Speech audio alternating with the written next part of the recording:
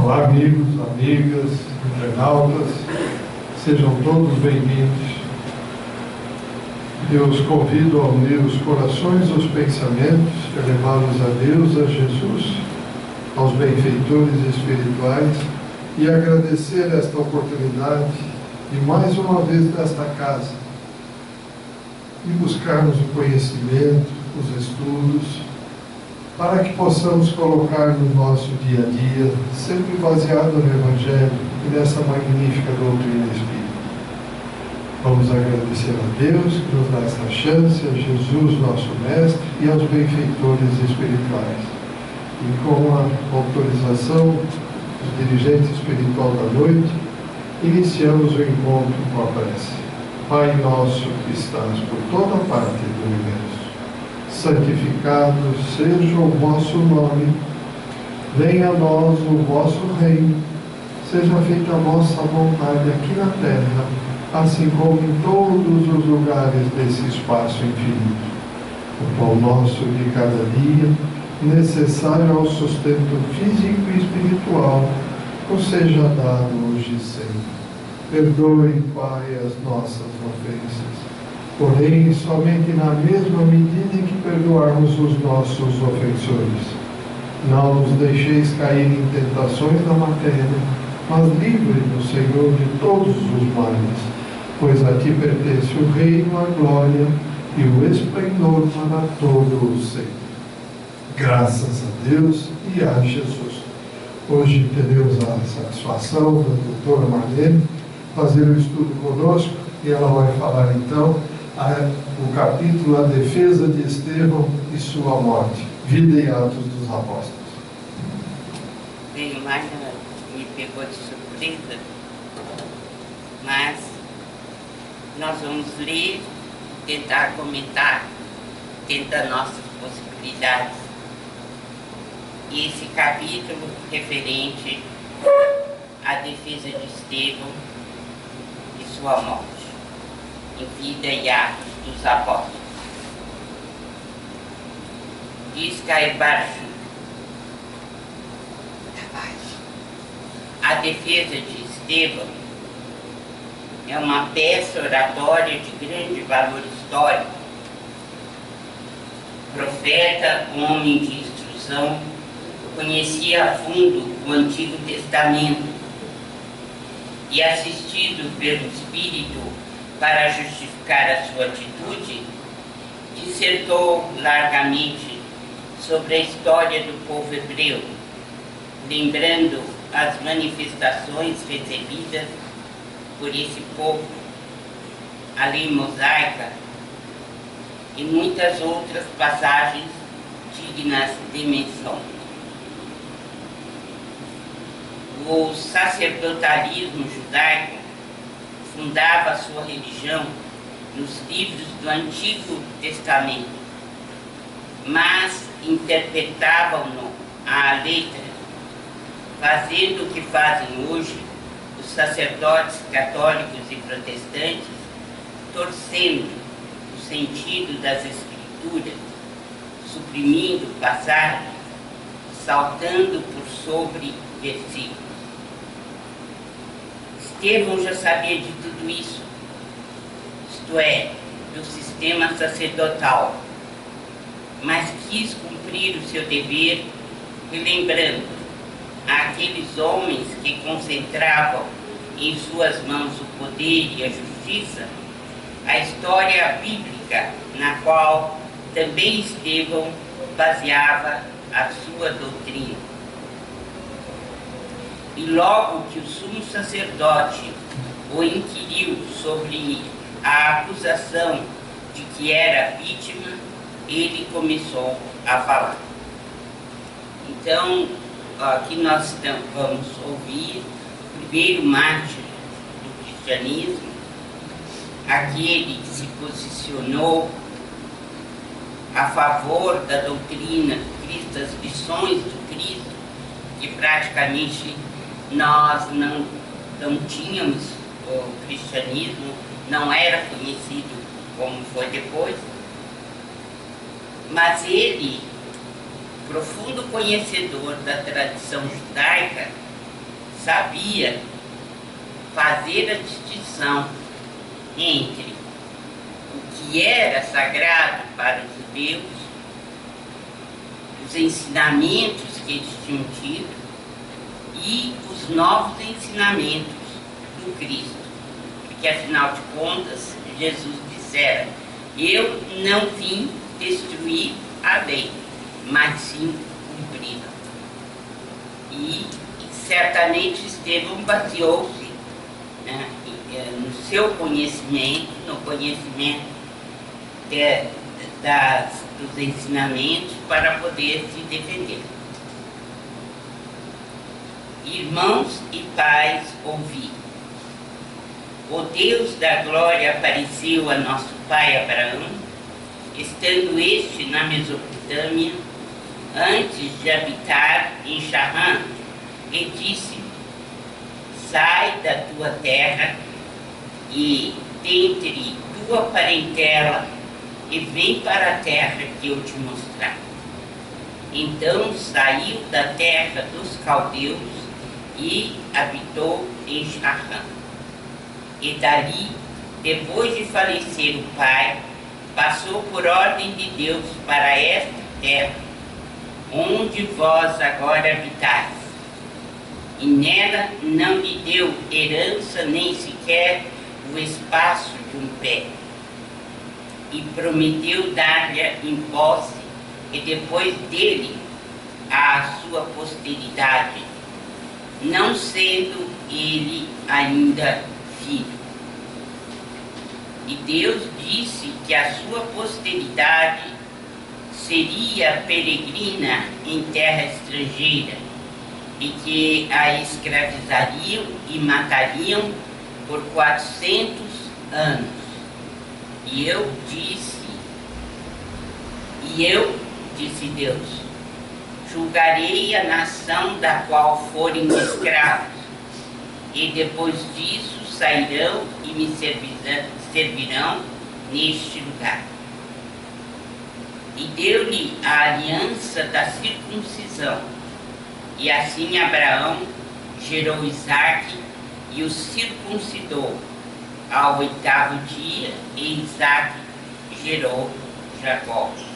E Jacó aos 12 patriarcas. E os patriarcas, tendo inveja de José, venderam-no para o Egito. Mas Deus era com ele e livrou-o de todas as suas tribulações.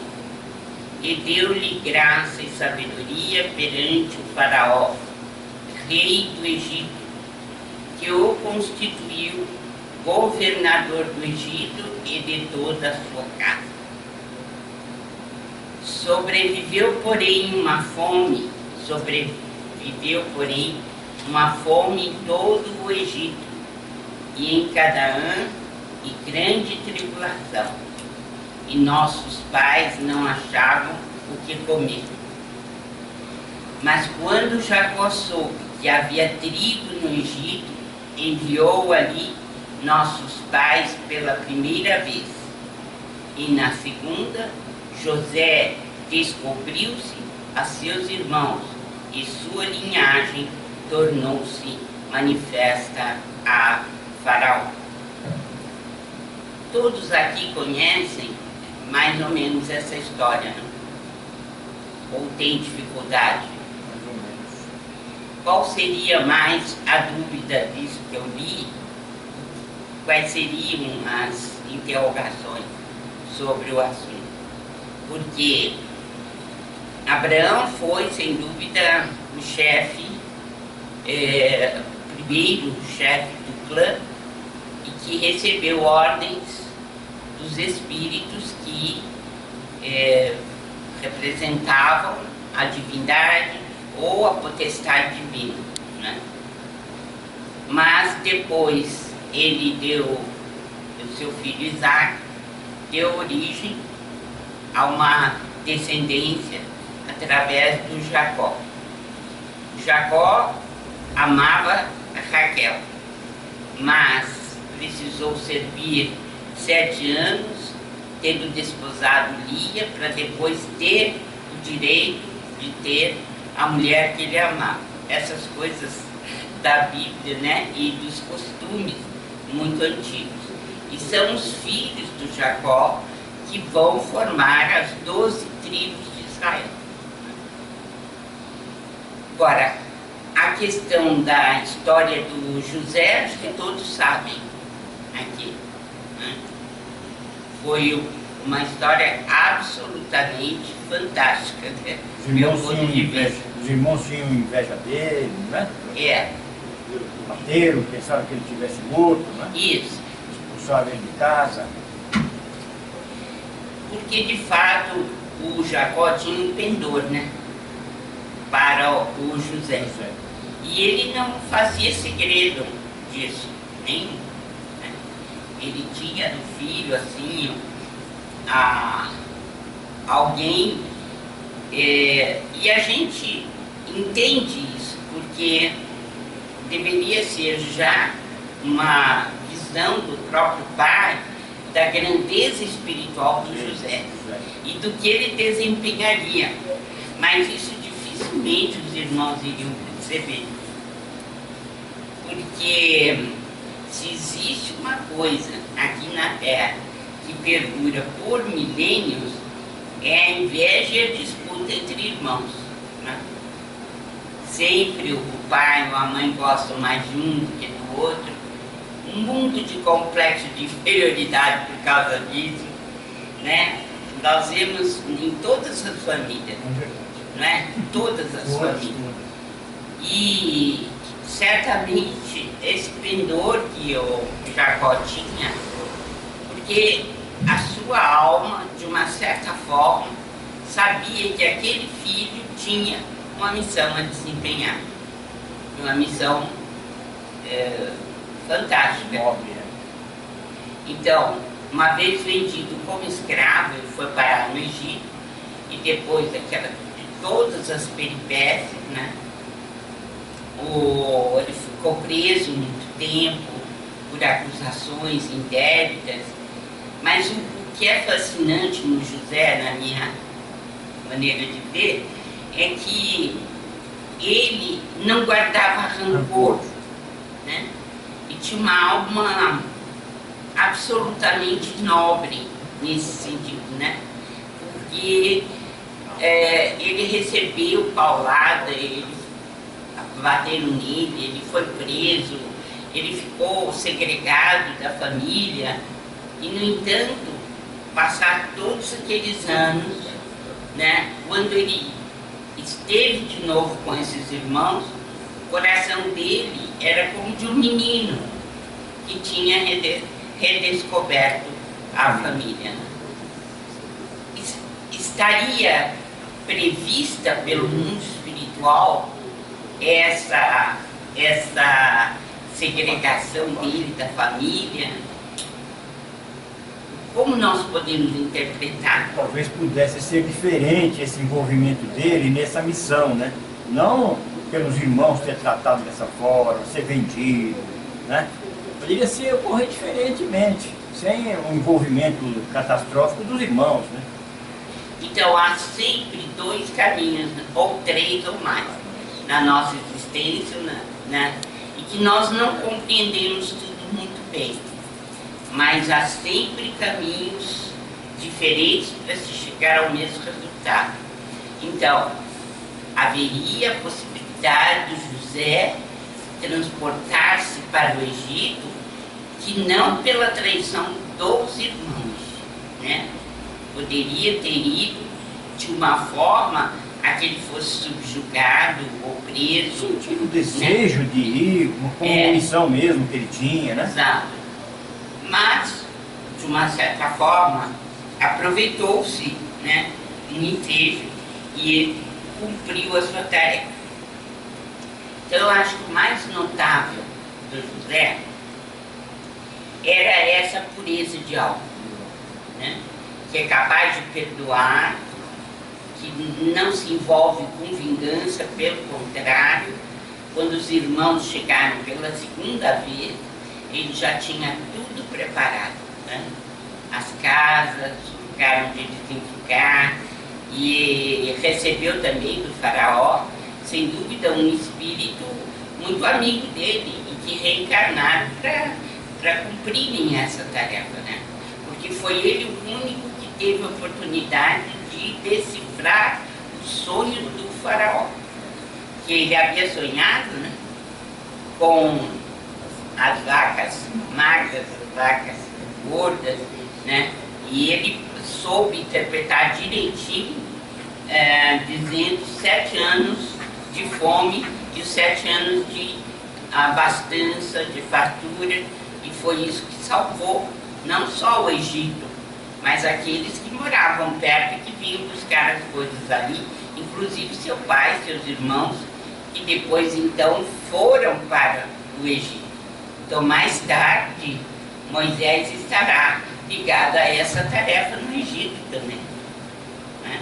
Olha, o fato de Estevão ter utilizado essa narrativa sobre José naquele momento da sua defesa, o povo judeu já conhecia essa história de José. Ah, claro. Já Porque conhecia. a tradição oral era fundamental entre os judeus, né? E tendo José enviado mensageiros, mandou vir seu pai, Jacó, e toda a sua parentela, isto é, 75 pessoas. Jacó desceu ao Egito e ali morreu, ele e nossos pais, e foram trasladados para Siquém e postos num túmulo que Abraão comprou por certo preço em prata aos filhos de Emó.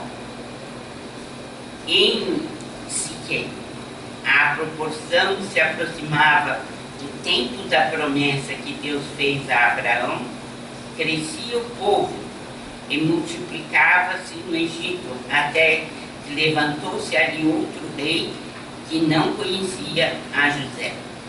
Este rei usou de astúcia contra a nossa raça e afligiu nossos pais, ao ponto de fazê-los enjeitar seus filhos para que não vivessem. Por esse tempo nasceu Moisés, e era formosíssimo, e por 3 meses criou-se na casa de seus pais. E, quando ele foi exposto, a filha do faraó o recolheu e criou como seu próprio filho. E Moisés foi instruído em toda a sabedoria do Egito, e era poderoso em palavras e em obras. Mas quando ele completou 40 anos, veio-lhe ao coração visitar seus irmãos, os filhos de Israel.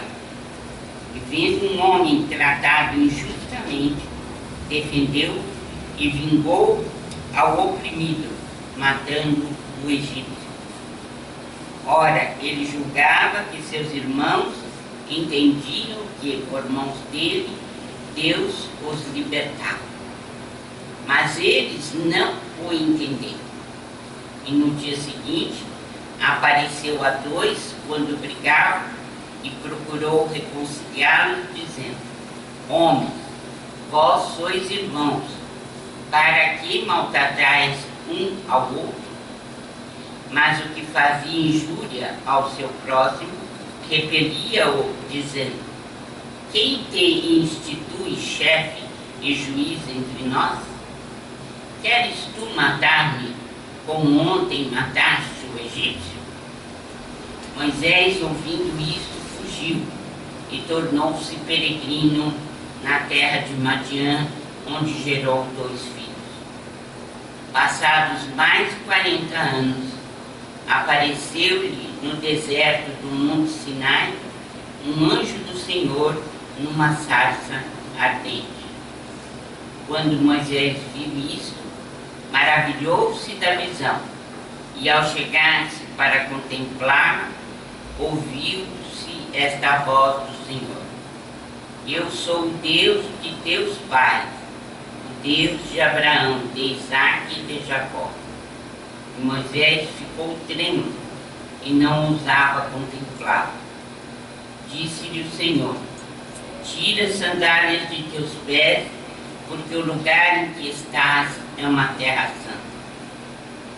Vi com efeito o sofrimento do meu povo no Egito. Ouvi o seu gemido e desci para o livrar.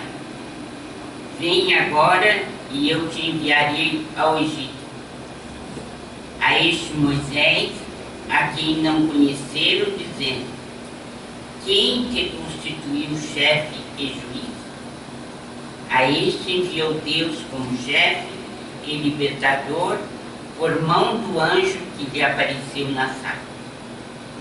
Foi este que os conduziu para fora, fazendo prodígios e milagres na terra do Egito, no Mar Vermelho e no deserto, por 40 anos. Este é Moisés, que disse aos filhos de Israel: Deus vos suscitará dentre os vossos irmãos um profeta semelhante a mim. Este é aquele que esteve na igreja no deserto com o anjo que lhe falara no Monte Sinai, e com os nossos pais, o qual recebeu oráculos de vida para vô-los dar, e a quem nossos pais não quiseram obedecer. Antes o repeliram, e nos seus corações voltaram ao Egito, dizendo a Arão: faze-nos deuses que vão adiante de nós, porque quanto a este Moisés, que nos tirou da terra do Egito, não sabemos o que foi feito dele. Naqueles dias fizeram bezerro e ofereceram sacrifício ao ídolo e alegravam-se nas obras de suas mãos. Mas Deus voltou deles a sua face e os entregou ao culto das hostes do céu, como está escrito no livro dos profetas. Ofereceste-me porventura vítimas e sacrifícios por 40 anos no deserto, ó casa de Israel, e não levantastes a tenda de Moisés e a estrela de Deus tem fama, figuras que fizestes para as adorar? Assim remover-vos-ei para além da Babilônia. Nossos pais tiveram no deserto o tabernáculo do testemunho, como ordenou que falou a Moisés, dizendo que o fizesse conforme o modelo que tinha visto, o qual também nossos pais, sob a direção de Josué, tendo por sua vez recebido, o introduziram na terra ao conquistá-la das nações que Deus expulsou da presença dele até os dias de Davi, o qual achou graça diante de Deus e pediu-os achar um tabernáculo para a casa de Jacó. Salomão, porém, edificou-lhe uma casa, mas o Altíssimo não habita em casas feitas por mãos, como diz o profeta. O céu é o meu trono, e a terra o escabelo de meus pés. Que casa me edificarei, diz o Senhor, ou qual é o lugar do meu repouso? Não fez porventura a minha mão todas essas coisas? Homens de dura serviço e incircunscritos de coração e de ouvido, vós sempre resistis ao Espírito Santo, assim como fizeram vossos pais, também vós o fazeis. A qual dos profetas não perseguiram vossos pais? Eles mataram aos que dantes anunciaram a vinda do justo, do qual vós agora vos tornastes traidores e homicidas. Vós que recebestes a lei por ministério dos anjos e não a aguardaste. Aqui, Carvajal diz logo em seguida: este discurso brilhante peça oratória do grande profeta do cristianismo nascente, como se vai ver, não agradou ao sacerdotalismo e seus sequazes. Estamos certos que não agradará também ainda hoje ao sacerdotalismo de batina e de casaca, que continua com suas doutrinas fratricidas a dividir a humanidade, concorrendo até com o ouro de suas igrejas para a carnificina nos campos de batalha, como está acontecendo no momento presente com a calamidade que devasta o estado de São Paulo. Na ocasião, deveria ter uma guerra religiosa no estado. Aqui precisa alguém estudar a história para saber, mas nós enfrentamos como espíritas, né, situações muito difíceis aqui. O próprio Carvalho foi perseguido lá, né? É. Quase queriam atirar, queriam destruir o centro. Exato.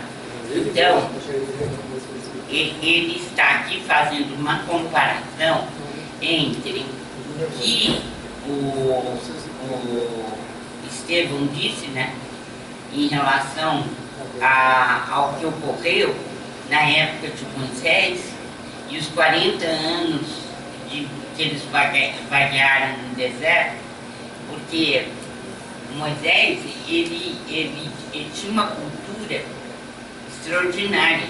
Ele foi criado pela rainha do Egito, né? Pelo faraó. E ele somente foi ficar do lado dos judeus no momento em que foi revelado a ele, né, que ele pertencia à raça. E outra, quando ele sentiu as injustiças do povo judeu, né, que eram, e ele chegou até a matar esse homem, né, esse egípcio, para não sentir a violência e para revidar essa violência. Né. E outra coisa também, o Moisés, ele não conseguiu chegar à Terra Prometida, né? Ele ficou antes, ele morreu antes de chegar na Terra Prometida. Mas o que era difícil para o Moisés é que bastava ele ir meditar no topo da montanha, e quando ele descia, o povo já estava adorando o bezerro de ouro de novo. Esquecia o que ele falava, né? E eles esqueciam completamente o monoteísmo, né? E aquilo para ele era uma morte.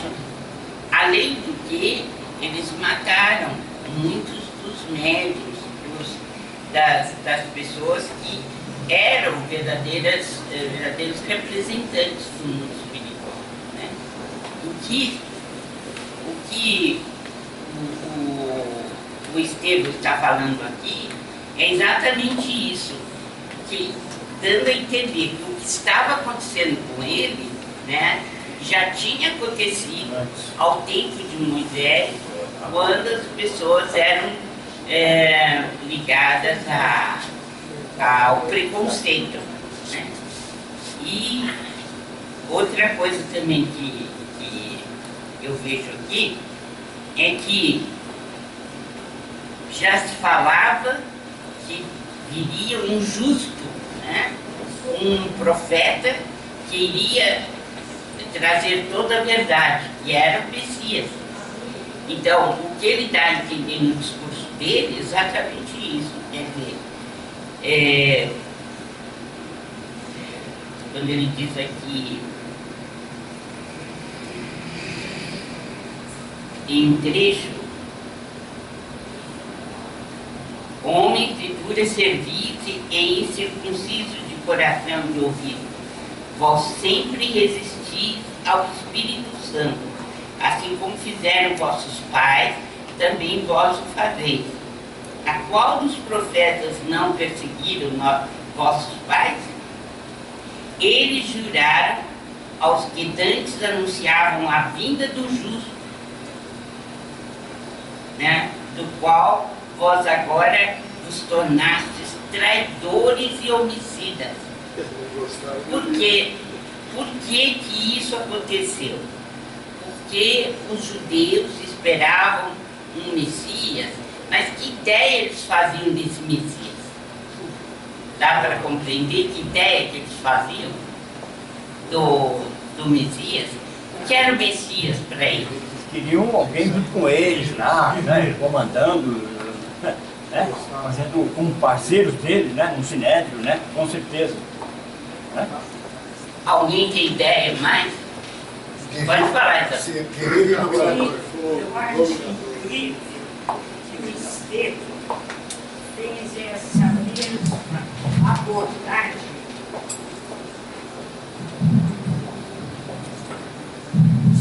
Eu acho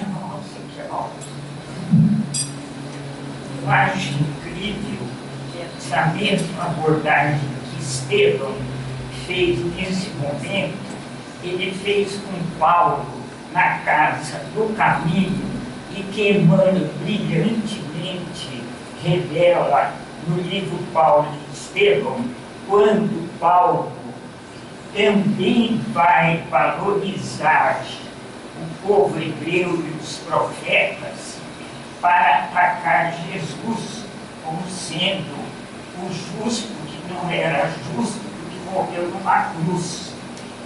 Então Paulo também carregava esse grande equívoco, e que Estevão, que figura extraordinária Estevão, que ele parece que é um divisor de águas para explicar que o passado era brilhante, mas que Jesus, eu não sei o que a senhora acha disso, mas quando Emmanuel faz essa revelação do Paulo no diálogo com Estevão, é extraordinário, porque Estevão, por que ele era tão lúcido, como é que ele era tão lúcido? Ele era um espírito preparado para isso.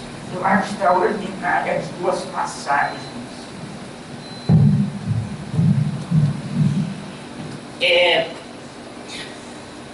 Então, eu acho que em todas essas posições, esses discursos, essa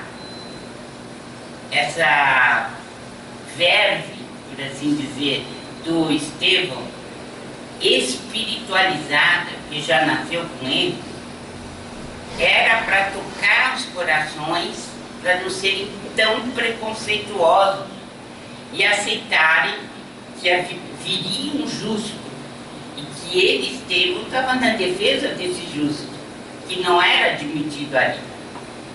Agora, mais adiante, quando Saulo se converte em Paulo, e que ele está nos arredores de Tarso, que o pai tinha expulsado de casa, jogado os cachorros em cima dele, e que ele vai dormir nos arredores de Tarso, embaixo de uma árvore frondosa, tendo uma pedra assim para colocar a cabeça, e ele tem aí aquilo que está em Coríntios, né, no capítulo 14 e 15, quando ele fala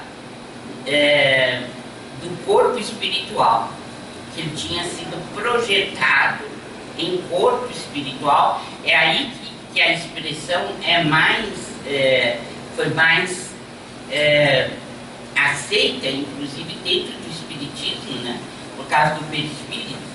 E quando ele vai para o mundo espiritual, que ali ele estava completamente abandonado. Ele não tinha mais Abigail, não tinha mais nenhuma ligação com a família paterna, e ele, então, naquele momento, ele está despojado de tudo, e é esse instante que ele se desdobra e que tem, nessa madrugada, e ele tem um encontro com a Abigail e o Estevão, já os dois do mundo espiritual. E ele tem o coração transido de dor porque ele matou o Estevão. E ele sente vergonha, ele sente como que um momento assim de grande sofrimento, mas ao mesmo tempo de humildade. Porque naquele instante ele reconhece que ele errou, né? Como já tinha reconhecido a mãe dele, mas o que é extraordinário é o que Estevão fala para ele naquele momento, né? Dizendo que ele não lembrasse de nada e que já tinha se passado, que começasse a vida dele, porque ele sentia no coração, né, que Paulo era seu irmão, né? E a Abigail dá aquele programa maravilhoso para ele, né? E que ele segue uma vida inteira. O programa de Abigail está ali no início da vida apostolar dele, né? Mas a grandeza de Estevão você vê naquela hora, um espírito altamente iluminado que diz para o Paulo para tocar a vida dele, para seguir em frente, para não se recordar de nada que tinha passado, né? Então, aí é que a gente vê a têmpera do espírito, né? Trabalha, esquece, perdoa, ama. Esse é o programa de Abigail, a partir do momento em que ele encontra com ela no mundo espiritual, né? E que fecha esse encontro. Primeiro, Estevão está no início do encontro, depois ele se despede e depois entra então a Abigail falando com ele desse programa que eles tinham que tocar para frente. Então, na minha opinião, se existe um momento em que a gente tem toda a grandeza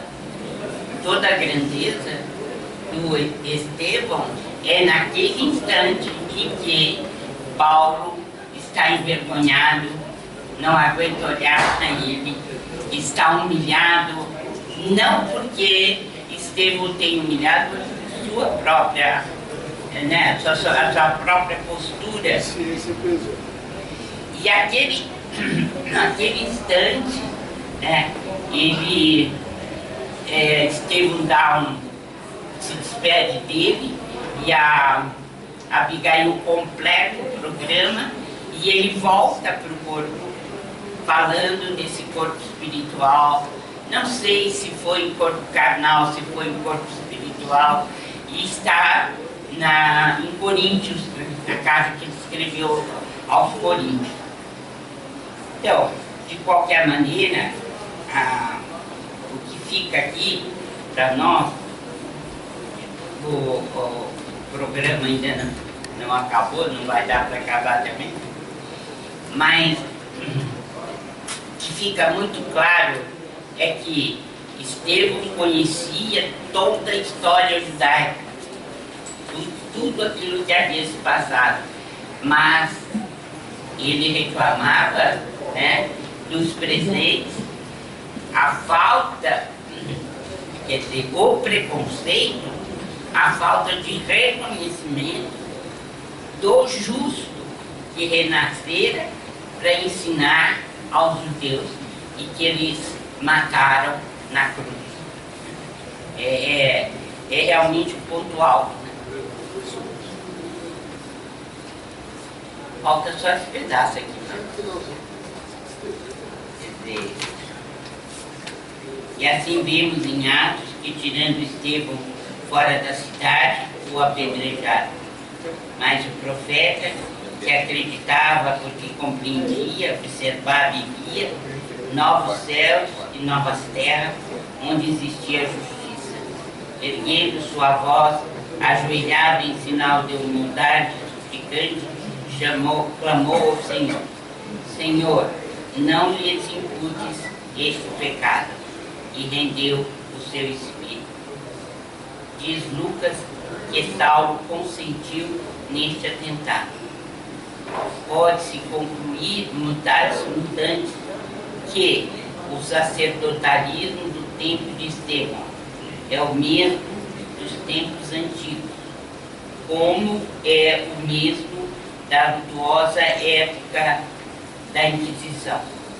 É o mesmo sacerdotalismo de hoje que absolve os assassinos, os ladrões e condena os justos, que benze espadas e batiza canhões, que dá comunhão com hóstias representando Jesus Cristo, aos que vão para as trincheiras matar os seus irmãos, que empunham o sabre e o fuzil para levar a morte às populações, e que de outro lado pleiteia o fio metal por meio de ladainhas pelas ruas. E missas por alma dos que foram vitimados pelos fuzis e metralhas benzidos com o sol. É a mesma gente que traz ao peito cruzes simbólicas, ornadas de pedrarias para significar a Jesus, que tem sempre nos lábios o nome do Senhor, mas que não tem o Senhor no coração, e como os de antanho, fecham os ouvidos para não ouvirem as palavras do Evangelho. Caibara é fantástico, ele bate sem medo mesmo, né? Mostra para valer como dá o recado. Ele precisava de muito coragem E nessa época, para fazer 1930, isso, né? Não é à toa, vai uma brincadeira. não é à toa que atiraram contra o seu espírito. Doutor, quando o senhor Chuto falou aqui da calamidade que devasta o estado de São Paulo, ele estava se referindo à Revolução Constitucionalista de 32. Porque esse livro é de outubro de 32, né? E a Revolução tinha sido um pouquinho antes, em julho, né? É isso mesmo. A calamidade que houve em São Paulo foi essa. É isso mesmo.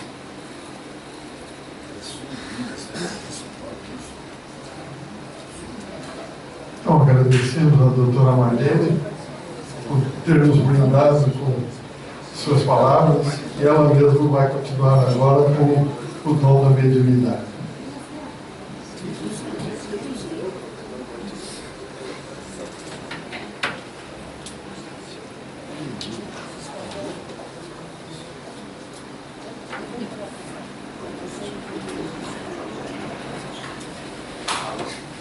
Alô?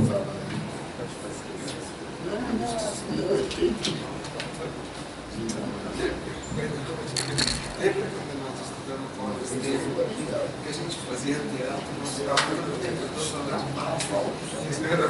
agora ainda, Paulo, cada um tinha um pedaço lembrando, cada um tinha um pedaço do livro.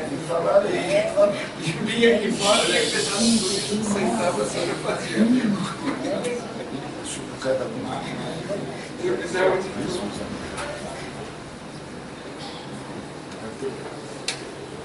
Vamos elevar o pensamento até Jesus, nosso Mestre.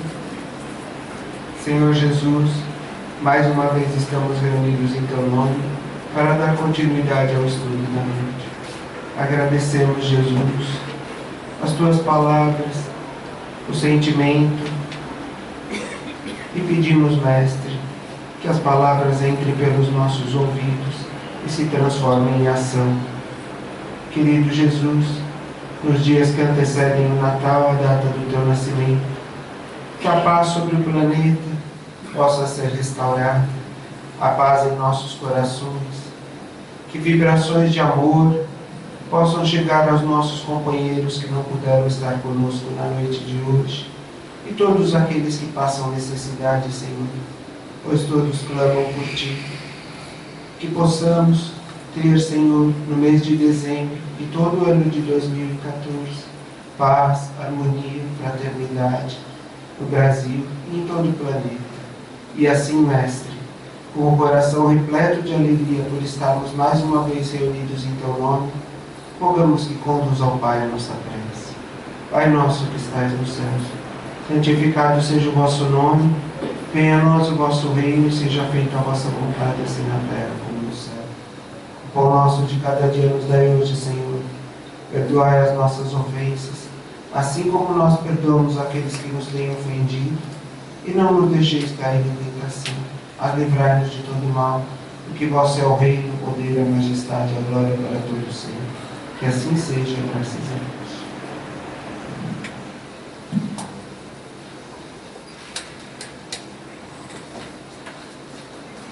Nós vamos continuar hoje